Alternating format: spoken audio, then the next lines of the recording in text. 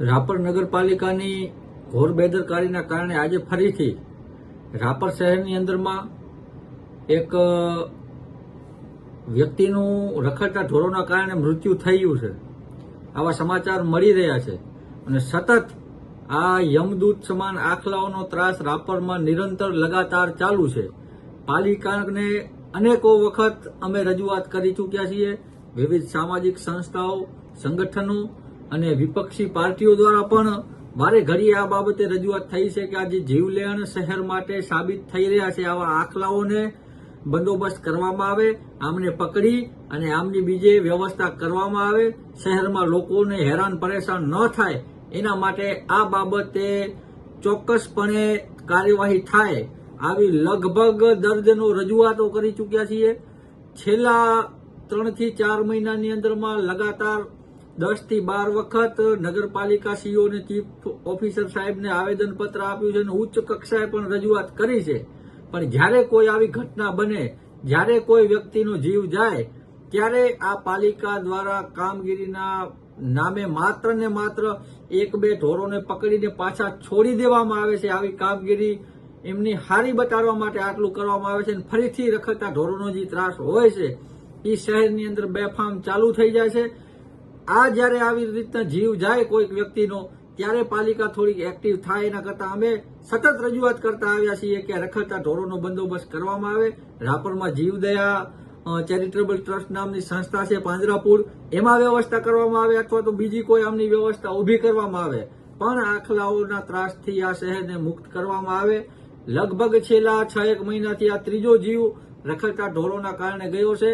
આવા આખલાઓના કારણે આ ત્રીજો ઢોર ગયો છે અને આ આખલા લોકોનો જીવ લઈ રહ્યા છે. એના પાછળ નગરપાલિકાના આખલાઓ જવાબદાર છે એવું સ્પષ્ટપણે દેખાઈ રહ્યું છે.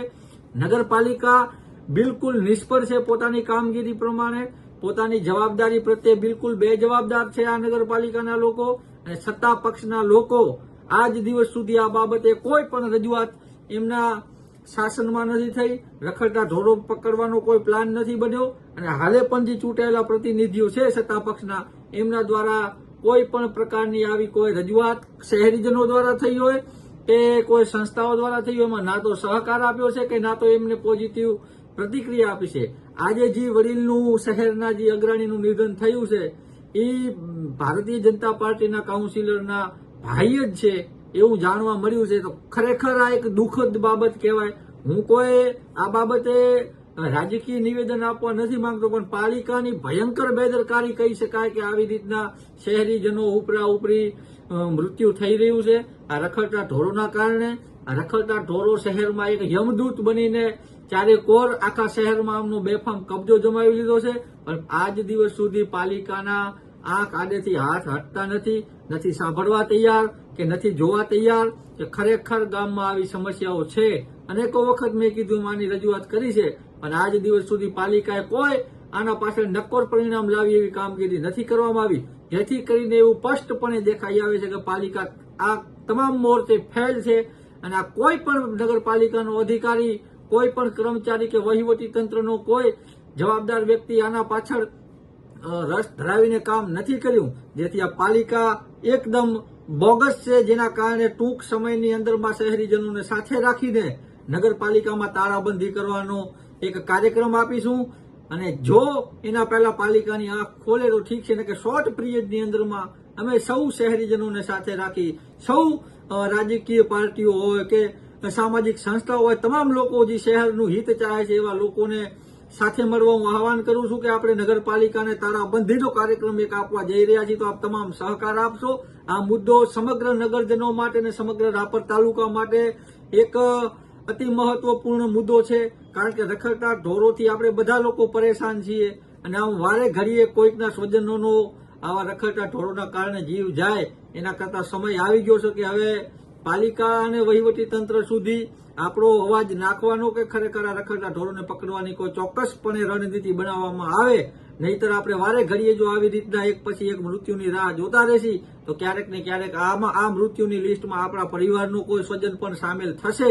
પછી આપણે અફસોસ કરવાના બદલે અત્યારે હું તમામ આપ લોકોને 2 હાથ જોડીને વિનંતી કરું છું કે પાલિકાને જગાડવામાં આવે અને પાલિકાને ત્યારે જ જાગશે જ્યારે કોઈ પાલિકા ઉપર આપણે આંદોલન કરીશું. તો આ આંદોલન ટૂંક સમયમાં કરવા જઈ રહ્યા છીએ, જેથી કરીને કોઈ પરિવારનો સ્વજન હવે ન ખોવાય.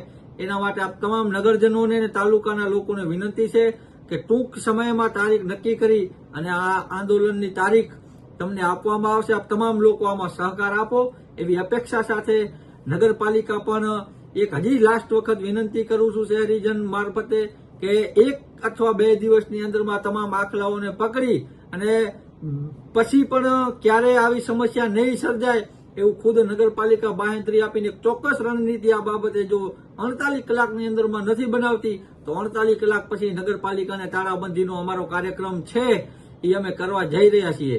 એમાં ખાસ કરીને કોઈ પણ પ્રકારની કાયદો વ્યવસ્થામાં નહીં જળવાય અથવા તો કોઈ પણ પ્રકાર નગરપાલિકાના કર્મચારીઓ અમને હેરાન પરેશાન આમાં કરવા આવશે કે કોઈ પોલીસને સામે કરવામાં આવશે તો આનાથી પણ ઉગ્ર આંદોલન અમે આપવાની તૈયારીમાં છીએ. જેથી નગરજનોના હિત માટે 48 કલાક બાદ અમે નગરપાલિકાને તાળાબંધીનો કાર્યક્રમ આપવા જઈ રહ્યા છીએ, જેમાં તમામ નગરજનો અને તાલુકાના લોકોએ જોડાવા હું અહીંથી વિનંતી કરું છું. ધન્યવાદ.